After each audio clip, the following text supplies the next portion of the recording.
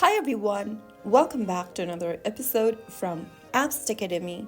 Today I'm going to be guiding you through how to unblock someone on Reddit.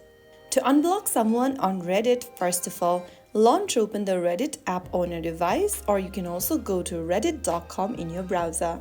Log into your account if you are not already, and from the home page, go to the top right corner and tap on your profile picture.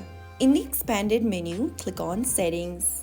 Inside Settings, tap on your username at the top under Account Settings, and on the next page, scroll down to Manage Blocked Accounts and tap on it. All of the accounts that you have blocked will be displayed on the screen. Now, click on the Unblock button right next to their name, and just like that, you will be able to unblock someone on Reddit. Now you can see their posts, comments, and they can interact with you again. If you found the video helpful, don't forget to like, share, and subscribe. I'll see you in the next episode. Thanks for watching.